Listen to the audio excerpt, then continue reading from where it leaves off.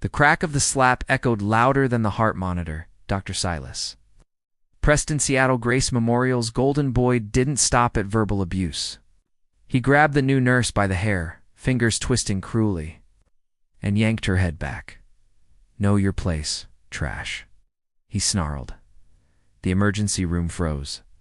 They expected the quiet nurse to cry, to beg, to fold in on herself the way everyone else did. They didn't know the woman in those oversized blue scrubs wasn't just a nurse. She was Major. Harper Bennett, decorated combat veteran, 160th Special Operations Aviation Regiment, who had performed surgery in the backs of burning Blackhawks, and Dr. Preston had just made the worst mistake of his life. Seattle Grace Memorial was a battlefield, just a different kind. Instead of mortars and IEDs, there were cardiac arrests, overdoses, and the constant wail of sirens. Harper Bennett moved through the ER like a shadow, her silence unsettling. She was 32, though her eyes looked far older. In 3 months, she'd spoken fewer than 50 words to her coworkers. She did the jobs no one wanted: bedpans, restocking IVs. Night shifts the senior nurses avoided. To the staff, she was invisible. A travel nurse with a thin resume and a demeanor so withdrawn it bordered on fear. "Bennett, move." "Doctor?" Dr. Silas Preston's voice cut through the room. 45, handsome in a way he knew too well, heir to old Connecticut money. His ego barely fit through the trauma bay doors. Harper didn't flinch. She lifted the tray of sterile instruments and walked to Bay 4, where Preston was stitching up a drunk college student. "You're late," Preston sneered, not looking up. "I asked for these 30 seconds ago. Do you know what my time is worth?" "Sorry, doctor," Harper replied flatly. "Apologies don't save lives. Competence does. Try acquiring some." He snatched a hemostat, brushing her hand on purpose, then wiped his glove on his gown as if she were contaminated. Nearby, nurses watched with pity and relief. "It wasn't them. He's in a mood," whispered Chloe. "Stock market's down," muttered David, the charge nurse. "Or his wife caught him again." Harper retreated into the supply closet. Inside, she pressed her forehead to the cool metal shelf and breathed.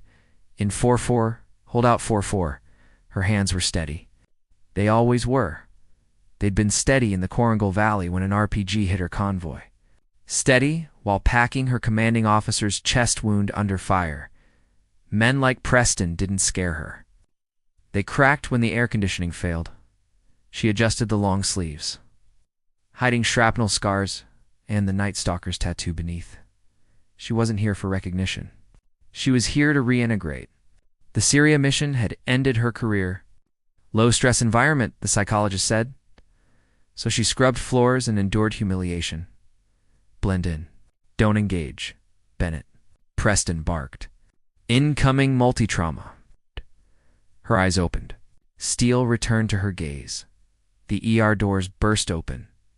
Male, approximately 50. "Multiple gunshot wounds," the paramedic shouted. "BP 70/40. Lost pulse twice en route." "Bay 1, Preston commanded.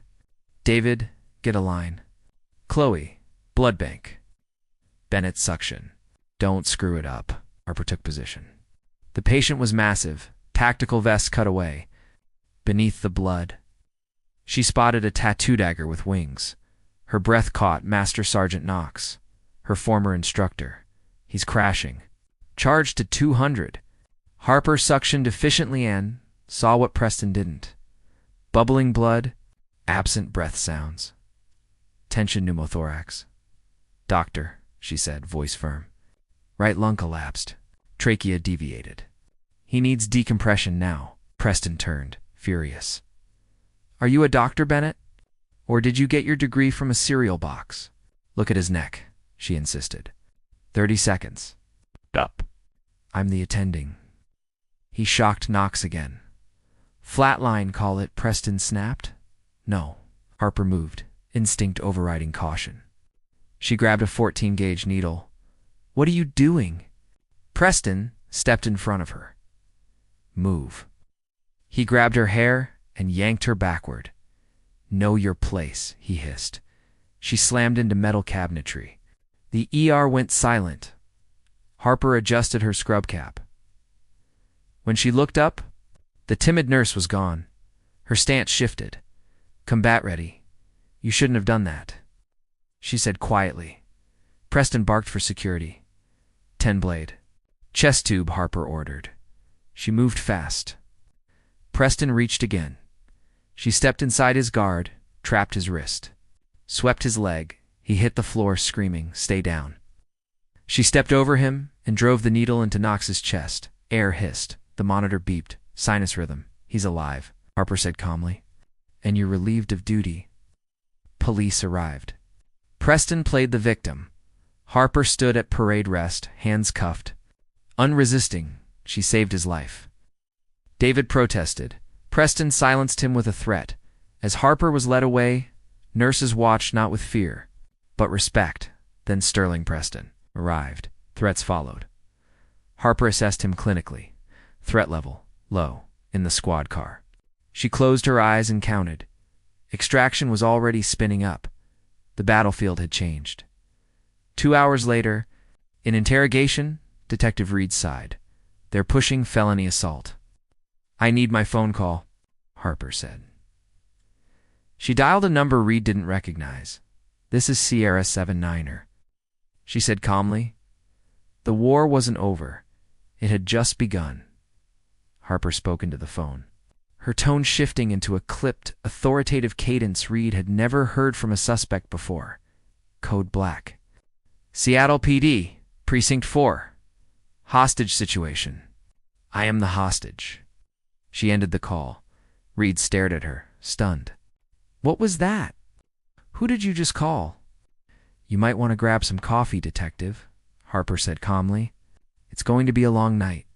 Before he could respond, the interrogation room door slammed open hard, enough to rattle the walls. But it wasn't another officer. A man stepped in wearing a 3-piece suit that probably cost more than Reed made in a year.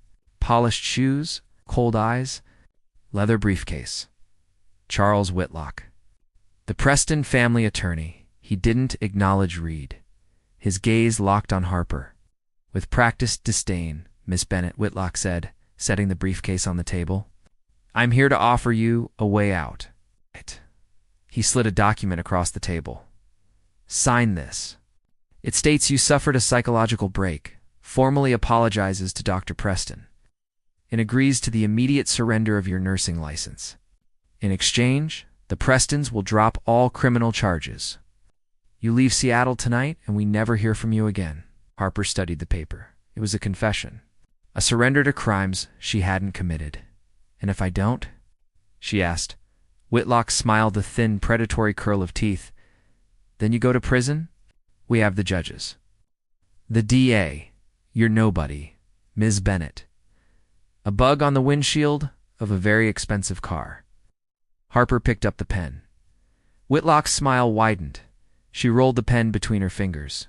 Slow and deliberate, a habit from her sniper days. "You checked my nursing license," Harper said quietly. "But did you check my DD-214? Whitlock frowned. "Your what?"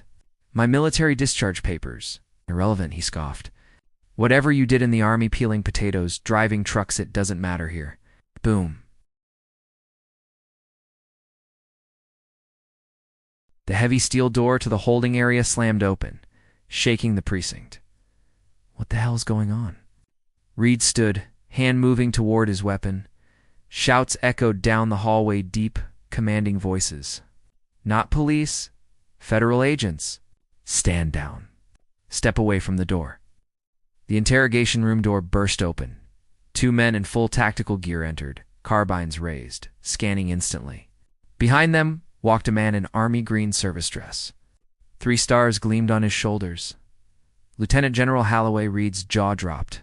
His hands went up instinctively. Whitlock sputtered. "Excuse me, this is a private interrogation. You can't just do you know who my client is." Holloway ignored him completely. He walked straight to Harper, still cuffed to the table. "And came to attention, Major," he said with a respectful nod. "General," Harper replied. "Remove the cuffs," Holloway ordered. Whitlock stepped forward. "Now wait, she's under arrest." "You have no jurisdiction here." Holloway turned slowly. The look he gave Whitlock was the kind reserved for enemy combatants. Jurisdiction? Holloway said quietly. Son, this woman is a protected asset of the United States government. The man she assaulted, nearly killed. A highly decorated master sergeant currently under my protection, jabbed a finger into Whitlock's suit, and you are interfering with a federal investigation into medical malpractice involving a Tier 1 operator. Whitlock went pale. Unlock her. Holloway snapped. Reed fumbled with the keys, hands shaking, and removed the cuffs. Harper stood, rubbing her wrists. Did they harm you, Major? Holloway asked. Negative, sir, she said. Just wasted my time. Good, we have a helicopter waiting. Knox is awake, asking for you. Harper leaned close to Whitlock, whose confidence had evaporated. Tell Preston, she whispered, that the bug just hit back. The rooftop of Seattle Grace Memorial had been converted into a military command post. MPs guarded the doors. A Black Hawk idled nearby inside the VIP suite. Master Sergeant Knox lay surrounded by advanced military medical equipment. Harper entered wearing a clean flight suit. She looked like herself again. Knox opened his eyes and smiled weakly. Ghost, he rasped. Thought I was dead. Not today, Top Harper said, gripping his hand. Collapsed lung. The local butcher nearly killed you. The surgeon, Knox asked. Handled. Holloway stepped forward. Not entirely. Sterling Preston isn't backing down. He's calling senators, governors. He's pushing a story rogue soldier, PTSD, violent breakdown. Harper's jaw tightened. Let him. If he digs deeper, he'll find Operation Cinder. The room went cold. That would destroy my team, Harper said quietly. He's threatening anonymous leaks, unless we hand you over. Holloway said grimly. He's declaring war, Harper said. Knox grunted. Then we fight. We don't silence him, Holloway said, handing Harper a tablet. We bury him with the truth, Harper scrolled. Her eyes widened. Wrongful deaths, NDAs, scrubbed records. Years of cover-ups. This is a graveyard. It's leverage, Holloway said. But we need a witness. I know one, Harper said. Nurse Kinsley. She's a civilian. She's already a target. 1 hour later, Harper moved through the hospital basement in a stolen janitor jumpsuit. Eyes guided her through an earpiece. 4 private contractors in the lobby, Intel warned. Armed. Copy. She reached the server room. Kinsley, she whispered. The door buzzed open. Deletion. 85%. They're wiping everything. Kinsley sobbed. If we can't stop the software, Harper said, we take the hardware. The door exploded inward. 2 mercenaries stormed in. Step away. Harper raised her hands. I'm just a janitor. Confusion flickered. She threw the wrench chaos.